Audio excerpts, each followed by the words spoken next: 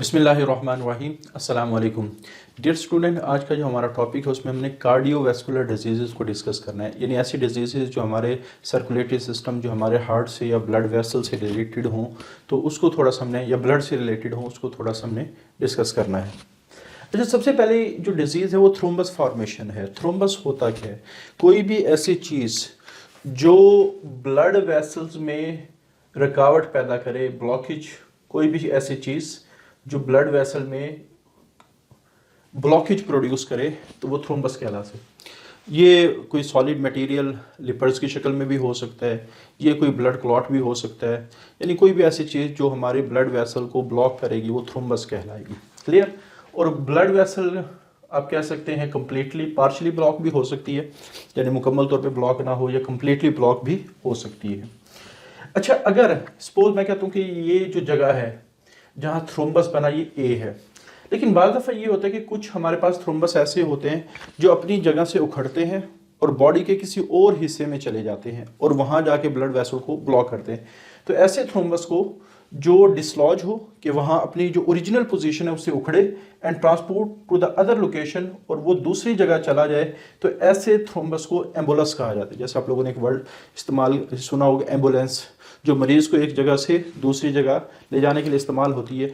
तो कोई भी ऐसा थ्रोम्बस आमतौर पे किसी भी ब्लॉकेज को कहा जाता है, लेकिन अगर वो ब्लॉकेज एक जगह से निकल के दूसरी जगह जाके ब्लॉक कर दे तो ऐसे थ्रोम्बस को हम एम्बुलस कहते हैं। तो इट में डिसलॉज, ये अपनी जगह से उखड़ सकते हैं, transport to the other location through circulatory system, it is called embolus. आगे ये जो हमारे पास थ्रोम्बस का बनना है ये थ्रोम्बोसिस कहलाता है, यानी भी अगर किसी ब्लड वेसल में थ्रोम्बस बन रहा है तो इसको थ्रोम्बोसिस कहा जाता है। और थ्रोम्बस अगर एम्बुलस बन जाए तो इस पूरे फिनोमिनन को थ्रोम्बो एम्बोलिज्म कहा जाता है। यानी ओरिजिनल ब्लॉकेज थ्रोम्बस, अगर वो ट्रांसपोर्ट हो रहा है एम्बुलस, और इस फिनोमिनन को जिसमें थ्रोम्बस एम्बुलस बन रहा है इसको थ्रोम्बो एम्बोलिज्म कहा जाता है। और हमारी जो वेस्टर्न सिविलाइजेशन है, जो मगरबी दुनिया है, उसमें ये जो थ्रोम्बस फॉर्मेशन है इसकी वजह से बहुत ज़्यादा डेथ होती है, क्योंकि थ्रोम्बस की वजह से हमारे मुख्तलिफ किस्म के ऑर्गन की ब्लड सप्लाई रुक सकती है और वो डैमेज हो सकते हैं, जिसकी 2 एग्जाम्पल आपकी इस टॉपिक के अंदर भी डिस्कस होंगी। अच्छा, आगे थ्रोम्बस बनने के काजेज क्या हैं? Reduce rate of blood flow. जैसे एक बहुत ऐसा रोड, जो जैसे मोटरवे हमारे पास बहुत ज़्यादा ट्रैफिक उस पर आप कह सकते हैं तेज़ी से मूव कर रही होती है, लेकिन अगर ट्रैफिक स्लो हो जाए तो आप देखेंगे कि गाड़ी इकट्ठी होना शुरू हो जाएगी। तो इसी वजह से अगर इंसान की फिजिकल एक्टिविटी कम हो जाए तो हमारी जो ब्लड सर्कुलेशन है वो स्लो हो जाती है, और ब्लड सर्कुलेशन के स्लो होने से बाद दफ़ा रेड ब्लड सेल्स, या आप कह सकते हैं ब्लड के दूसरे सेल्स इकट्ठे होकर एक क्लॉट सा बना देते हैं, जिसको हम कहते हैं थ्रोम्बस बन गया। तो इस वजह से कहा जाता है कि दिन में तकरीबन 15 से 20 मिनट इंसान इतनी एक्सरसाइज लाजमी करे कि हमारी ब्लड सर्कुलेशन एक दफ़ा बहुत रैपिड हो जाए। इसका फ़ायदा क्या होगा? ये जैसे आप लोगों ने देखा होगा कि नालियों के अंदर अगर पानी आहिस्ता आहिस्ता मूव कर रहा हो तो हर चीज़, छोटे छोटे शापर भी इवन अड़ना शुरू हो जाते हैं, लेकिन अगर पानी प्रेशर के साथ मूव करेगा तो बड़ी से बड़ी रुकावट को भी बहा के लेके चला जाएगा। तो इसी तरह अगर हमारी दिन में एक दफ़ा भी ब्लड सर्कुलेशन तेज़ होती है तो हमारी जो ब्लड वेसल्स की जो ब्लॉकेज है वो ऑटोमेटिक फ़ौरन ही क्या हो जाती है, रिमूव हो जाती है। इस वजह से कहा जाता है कि मुशक्क़त जो है, एक्सरसाइज जो है, ये इंसान को फिट रखने में हेल्प करती है, क्योंकि इसमें थ्रोम्बस फॉर्मेशन काफ़ी हद तक कम हो जाती है। अच्छा, बाद दफ़ा हमारी जो ब्लड वेसल्स है उसमें कोई इन्फेक्शन हो जाए, कोई इरिटेशन हो जाए, जिससे ब्लड वेसल्स डैमेज होके उसकी जो आप कह सकते हैं वेस्ट मटेरियल है वो उसी जगह जमा होना शुरू हो जाए, तो इसको हम कहते हैं ये भी थ्रोम्बस बनने का एक काज है। या बाद दफ़ा जैसे किसी को टीबी होती है, किसी को एम्फिसीमा, ये सारे हमने जो ये इन्फेक्टिव डिसऑर्डर है कि हमारे कुछ बैक्टीरिया हैं जो हमारे लंग्स में मौजूद ब्लड वेसल को डैमेज कर देते हैं, जिसकी वजह से वहाँ कोई ना कोई ब्लॉकेज हो जाएगा। वो ब्लॉकेज फिर बॉडी के दूसरे हिस्से में भी एम्बुलेंस की शक्ल में जा सकता है। तो ये हमारे पास थ्रोम्बस बनने के कुछ काजेज हैं जो आपके बुक में लिखे हुए हैं। अच्छा, दूसरा जो हमारे पास डिसऑर्डर है वो है hypertension. Hypertension basically increase blood pressure को कहा जाता है कॉन्स्टेंटली।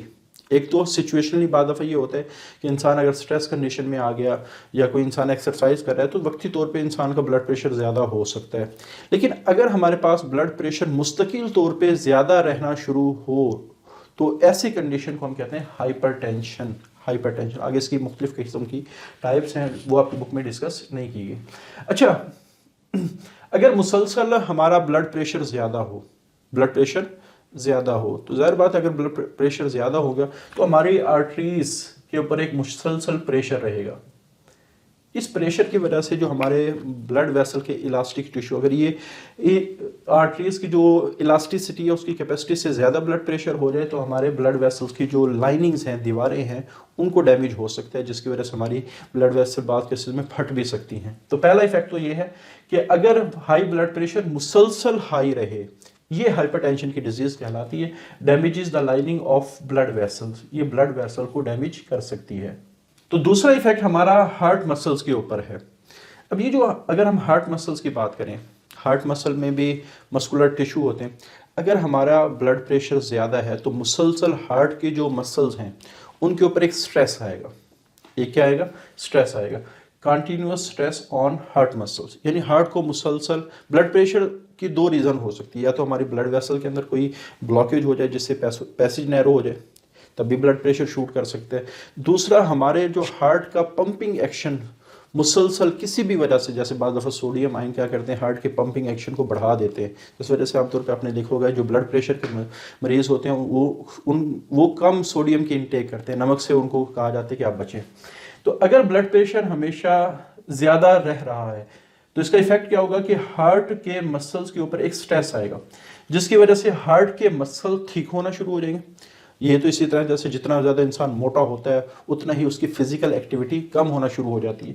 दूसरा, हार्ट की जो मसल्स हैं वो मुसलसल ओवर वर्क करने की वजह से, वैसे तो हार्ट एक अल्लाह ताला ने ऐसा स्ट्रॉन्ग ऑर्गन बनाया जिसने हर वक्त 24 घंटे 24/7 के 7 दिन 24 आवर्स ये मुसलसल इसने काम करना है, ये थकता नहीं है। लेकिन हम बात कर रहे हैं कि जब हार्ट की कैपेसिटी से ज़्यादा काम हो रहा है, ओवर वर्क हो रहा है, ओवर बर्डन अगर हार्ट हो जाए तो फिर हार्ट के मसल कमज़ोर होना शुरू हो जाए। अब हार्ट के मसल ठीक होने की वजह, ये बिल्कुल इसी तरह जैसे कि इलास्टिक है, इलास्टिक आप उसको खींचे वो वापस आ जाती है, आप उसको खींचे वो वापस आ जाती है, ठीक है। लेकिन अगर आप उसको खींच के रखें आधा घंटा, 1.5 घंटा, 2 घंटे मुसलसल खींच के रखें तो उसकी वापस आने की जो कैपेसिटी है वो कम हो जाएगी। यानी उसके अंदर जो इलास्टिसिटी वाली फोर्स है वो क्या हो जाएगी? कम हो जाएगी। इसी तरह हमारे जो हार्ट के मसल्स है वो मुसलसल अगर उन पे खिंचाव आ रहा है तो आहिस्ते आहिस्ते वो कमज़ोर होना शुरू हो जाएगी। अच्छा, जब हार्ट के मसल कमज़ोर होंगे तो हार्ट का जो पंपिंग एक्शन है वो स्ट्रांग नहीं रहेगा। वैसे तो होना ये चाहिए कि हार्ट का जो वेंट्रिकल्स हैं जब वो कॉन्ट्रैक्ट करें तो सारा ब्लड वेंट्रिकल से निकल के पूरी बॉडी में चला जाए। असल आप कह सकते हैं हेल्दी कंडीशन ये है। लेकिन अगर हार्ट के मसल कमज़ोर होंगे तो उसका पंपिंग एक्शन कमज़ोर होने की वजह से वेंट्रिकल्स मुकम्मल तौर पे खाली नहीं होंगे। अच्छा, अगर वेंट्रिकल्स मुकम्मल तौर पे खाली नहीं होते तो वेंट्रिकल्स में आमतौर पे लंग्स की तरफ से भी ब्लड आ रहा होता है, ठीक है। एक बर्तन खाली है तो उसमें ब्लड ज़्यादा आएगा, एक बर्तन खाली नहीं हुआ तो उसमें ब्लड थोड़ा आएगा, तो बाकी कुछ ब्लड फिर लंग्स में भी रहना शुरू हो जाते हैं। क्योंकि अगर लेफ्ट वेंट्रिकल की बात करें तो इसका ब्लड लेफ्ट एट्रियम में आता है, फिर उसके बाद लेफ्ट वेंट्रिकल में आता है। तो होगा क्या कि जब हार्ट का पंपिंग एक्शन कमज़ोर हुआ तो वेंट्रिकल्स मुकम्मल तौर पे खाली नहीं हुए, अब फिर लंग्स से जो ब्लड आएगा वो थोड़ा आएगा। तो इसका मतलब ये हुआ कि आफ्टर कंट्रैक्शन कि जो ब्लड को पूरी बॉडी में जाना चाहिए था, कॉन्ट्रैक्शन के बाद भी कुछ ब्लड हमारे वेंट्रिकल्स में भी रिटेन करते हैं और कुछ ब्लड हमारे लंग्स में भी रिटेन करते हैं। तो ऐसी कंडीशन को हम कहते हैं कंजस्टिव हार्ट फेलियर। बड़े सीक्वेंस से काम हो रहा है कि हार्ट के मसल्स पर जब स्ट्रेस आएगा तो हार्ट के मसल ठीक होना शुरू हो जाएंगे, जिसकी वजह से उनकी इलास्टिसिटी कमज़ोर पड़ जाएगी, हार्ट के मसल कमज़ोर होना शुरू हो जाएंगे, और हार्ट के मसल कमज़ोर होने की वजह से हार्ट का जो पंपिंग एक्शन है वो कमज़ोर हो जाएगा, जिसकी वजह से ब्लड हार्ट के चैम्बर में रिटेन करेगा, और ब्लड जब हार्ट के चैम्बर में रिटेन करेगा तो जितना ब्लड लंग्स से आना चाहिए था वो सारा नहीं आएगा, जिसकी वजह से कुछ ब्लड लंग्स में भी रिटेन करेगा। और इस कंडीशन को, जिसमें ब्लड जो हार्ट और लंग्स में रिटेन कर रहा है आफ्टर पंपिंग, तो इस कंडीशन को हम कहते हैं कंजस्टिव हार्ट फेलियर। जी, उसके बाद हमारे पास है हार्ट अटैक। इसको हम कहते हैं myocardial infarction. Infarction basically cell death को भी कहा जाता है कि एक सेल अगर किसी वजह से मरना शुरू हो, ये इन्फार्क्शन कहलाता है। कार्डियल हार्ट से निकला है और मायो मसल से निकला है। यानी अगर हमारे मसल्स के सेल किसी भी वजह से मरना शुरू हो जाए तो इसको मेडिकली मायोकार्डियल इन्फार्क्शन कहा जाता है और कॉमनली हार्ट अटैक भी हम कहते हैं। अच्छा, होता क्या, आपको पता है कि हमारे पास जो हार्ट के मसल्स हैं, जो ब्लड वेसल हार्ट के मसल को ब्लड और ऑक्सीजन पहुंचा रही है, उसको हम कहते हैं कोरोनरी आर्टरी। अगर खुदा ना खास्ता कोरोनरी आर्टरी में ब्लॉकेज हो जाए, ब्लॉकेज एम्बुलेंस की वजह से भी हो सकता है, जो बॉडी के किसी हिस्से में बना और यहाँ आ गया, और ब्लड अगर वहीं बाज़ दफ़ा लिपिड्स वगैरह उसी कोरोनरी आर्टरी में ही डिपॉजिट हो जाते हैं, जिसको हम कहते हैं थ्रोम्बस। अगर उसी जगह बना थ्रोम्बस, अगर किसी और जगह से आया तो एम्बुलस। तो अब कोरोनरी आर्टरी में अगर ब्लॉकेज हो जाए तो हमारे हार्ट के सेल्स को ऑक्सीजन नहीं मिलती। तो इस कंडीशन को, लैक ऑफ ऑक्सीजन को, लैक ऑफ O2 को हम कहते हैं एस्कीमिया। लैक ऑफ ऑक्सीजन को, अगर ऑक्सीजन नहीं मिलती तो हमारे हार्ट के जो मसल्स के सेल्स हैं वो डैमेज होना शुरू हो जाएंगे ऑटोमेटिकली, और उनकी डेथ होना शुरू हो जाएगी। तो सेल डेथ के लिए हम वर्ड इस्तेमाल करते हैं नेक्रोसिस, कि सेल का किसी भी रीजन की वजह से मर जाना, accidental death is called as necrosis. तो ऑटोमेटिकली जब मसल्स के सेल्स मरना शुरू होंगे तो हार्ट के ऊपर जो कंडीशन आएगी उसको हम कहते हैं हार्ट अटैक। अच्छा, एक रीज़न तो हमारे पास ये है कि ब्लॉकेज हो गई। बाज़ दफ़ा क्या होता है कि हार्ट का जो कंट्रोल सिस्टम है वो डिस्टर्ब हो जाते हैं।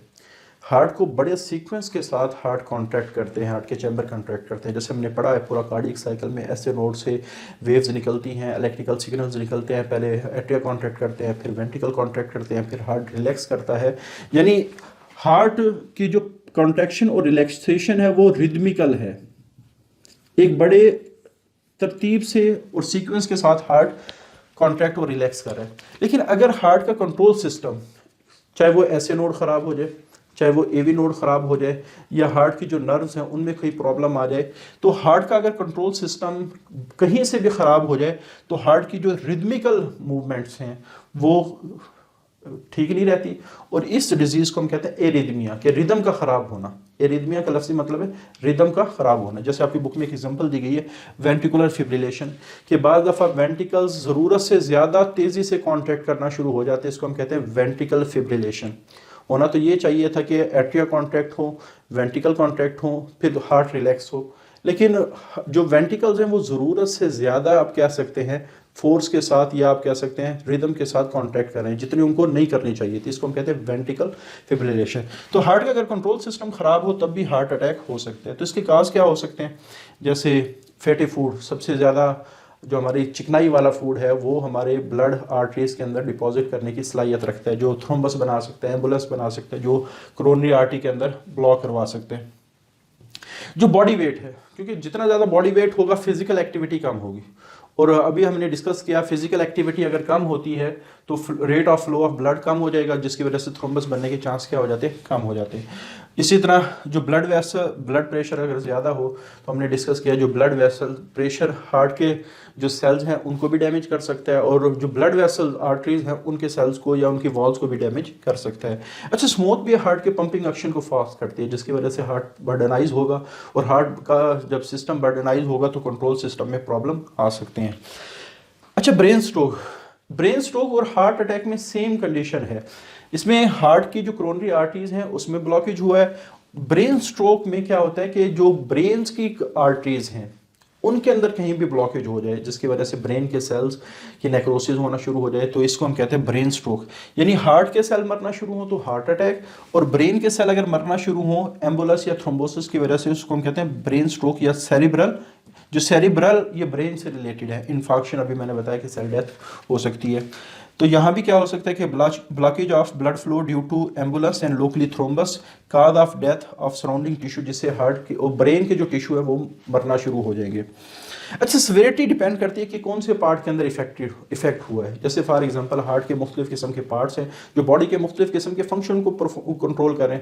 जैसे अगर मैं कहता हूँ कि ऑप्टिक अगर पार्ट डैमेज हुआ है तो हमारी आंखों की जो बेनाई है वो इफेक्ट होगी। अगर वो पार्ट जो हमारे हार्ट को कंट्रोल करे वो इफेक्ट हुआ तो हार्ट की ये सारी फंक्शनिंग इफेक्ट होगी। अगर वो पार्ट जो हमारे डाइजेस्टिव सिस्टम को कंट्रोल करे उसके सेल अगर मरे तो उसका मतलब है। अगर ब्रेन का बहुत बड़ा हिस्सा जिसमें काफ़ी सारे ऑर्गन्स के कंट्रोल करने वाले न्यूरॉन मौजूद है तो वो सारे के सारे ऑर्गन इफेक्टेड होंगे। यानी जो ब्रेन स्ट्रोक है ये जितने मुख्तलिफ किस्म के टिश्यू मरेंगे उतनी ही बॉडी क्या होगी? इफेक्ट होगी। ये डिपेंड करता है कि ब्रेन टिश्यू में कितना आप कह सकते हैं प्रॉब्लम आया है। अच्छा, काजेज़ की अगर हम बात करें तो काजेज़ तो वही है जो हमारे पास अभी हमने डिस्कस किए हार्ट अटैक के अंदर, कि इंसान टू मच फैटी फूड इस्तेमाल करें, बॉडी वेट मेंटेन ना हो, ब्लड प्रेशर ज़्यादा हो जाए, स्मोक ज़्यादा हो, तो ये सारे काजेज़ ब्रेन स्ट्रोक को भी काज कर सकते हैं। अच्छा, आखिर में हेमरेज क्या होता है? जो बॉडी के अंदर इंटरनल ब्लीडिंग है बॉडी के किसी अंदर, जैसे अगर हमारा स्किन के ऊपर कट लगा, ब्लड बाहर आना चाहिए, इसको हम कहते हैं ब्लीडिंग हो गई। लेकिन अगर हमारे स्टोमिक में कोई ऐसा जख्म बन गया जिसकी वजह से स्टोमिक के अंदर ब्लीडिंग, तो ये हेमरेज कहलाएगा। यानी बॉडी के अंदर कोई ब्लीडिंग होगा, बॉडी के अंदर कोई ब्लड वेसल फटी और बॉडी के अंदर ही ब्लीडिंग हो रही है, तो इसको हम हेमरेज कहेंगे। तो बहरहाल बाद दफ़ा क्या होता है कि ब्लड वेसल फटती है किसी भी वजह से और ब्लड बाहर आना शुरू हो जाते हैं। ख़ास तौर पे हेमरेज में जो सबसे इंपॉर्टेंट है ब्रेन हेमरेज। आप लोगों ने एक लफ्ज़ सुना होगा, माशरे में काफ़ी सारे ऐसे पेशेंट थे जिनकी डेथ हो चुकी है, हम कहते हैं उसकी नस फट गई है। उसकी नस का मतलब रगे होता है कि हमारी जो ब्लड वेसल्स हैं तो वो जो ब्रेन को सप्लाई कर रही थी तो वो फट गई है। अब फटने क्या काज हो सकता है, बर्स्टिंग क्यों हो सकती है? Bursting of arteries supplying brain tissue due to, सबसे पहले जो आर्टरीज वॉल्स हैं वो इलास्टिसिटी उसकी ख़त्म होना शुरू। अब इसकी दो वजूहात हो सकती हैं। पहला, with the passage of time, जो एज बढ़ती है तो इलास्टिसिटी कम होना शुरू हो जाती है, यानी जो ब्लड वेसल है वो हार्ड होना शुरू हो जाती है।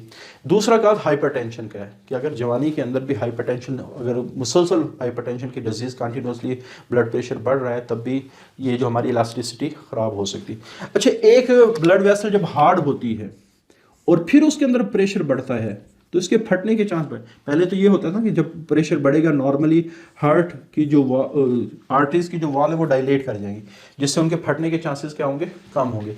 लेकिन अगर दोनों कंडीशन के, एक तरफ आर्टरीज की दीवारें सख्त हो रही हैं, वो मजीद डायलेट नहीं हो सकती, दूसरा ब्लड प्रेशर बढ़ रहा है, तो ब्लड ने जब प्रेशर के साथ नैरो वॉल में से गुजरेगा तो उसके फटने के चांसेस ज़्यादा होंगे। तो बहरहाल इसकी सबसे बड़ी प्रिकॉशन तो यही है कि हम अपने ब्लड प्रेशर को एक नॉर्मल लिमिट के अंदर मेंटेन करें। तो ओवरऑल अगर हम प्रिकॉशंस की बात करें इन सारी बीमारियों से, सबसे बड़ी चीज़ कि अपनी डाइट को मेंटेन करें।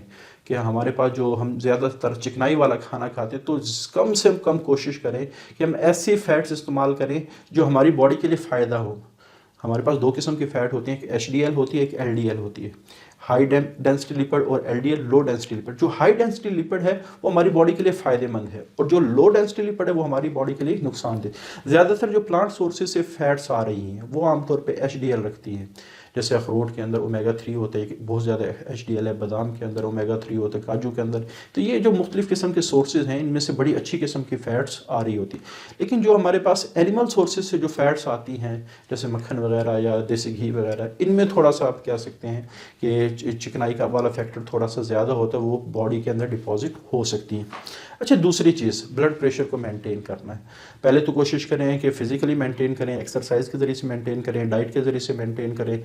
जैसे बाद लोग नमक बहुत ज़्यादा इस्तेमाल करते हैं, जब उनका प्रेशर शूट करता है तो वो फिर भी नमक इस्तेमाल कर रहे होते हैं, तो इसमें एहतियात करें। हाँ, अगर फिर भी ब्लड प्रेशर मेंटेन नहीं हो रहा फिज़िकल एक्टिविटी की वजह से या फिर डाइट की वजह से, तो फिर मेडिसिन को कंटिन्यूसली इस्तेमाल किया जाए ताकि ये वाले प्रॉब्लम ना आए। बॉडी वेट को मेंटेन करें, जिसके लिए एक्सरसाइज बड़ी ज़रूरी है, क्योंकि मोटापे के बारे में कहा जाता है कि इंसान जितना ज़्यादा मोटा होगा उसको बीमारियां लगने के चांसेस भी उतने ही ज़्यादा होंगे। तो ये कुछ ऐसे फैक्टर्स हैं जो हमारी, यानी इन शॉर्ट आप कह सकते हैं, जब तक हम अपने लाइफस्टाइल को मुशक्क़त वाला नहीं बनाते, फिज़िकल एक्टिविटी वाला नहीं बनाते, उस वक्त तक हमारी सेहत पे हम कंप्रोमाइज़ कर रहे हैं। हमारी सेहत के ऊपर बहुत बड़ा डेंजर है कि हम अपने सेहत को नुकसान करें। इस वजह से डेली बेस पे कम से कम 30 मिनट से 1 घंटा लाजमी फ़िज़िकल एक्टिविटी हम परफॉर्म करें, जिसकी वजह से हम हेल्दी रहेंगे। तो ये मुख्तलिफ़ किस्म की कार्डियोवैस्कुलर डिसऑर्डर है। अब हमारे पास 2 टॉपिक रह गए, एक लिम्फेटिक सिस्टम, वो इंशाल्लाह अगले लेक्चर में डिस्कस हो, और एंड पे हमारे पास इम्यूनिटी का टॉपिक, वो भी इंशाल्लाह हम नेक्स्ट लेक्चर में डिस्कस करेंगे। आज के लिए इतना ही, अल्लाह हाफिज़।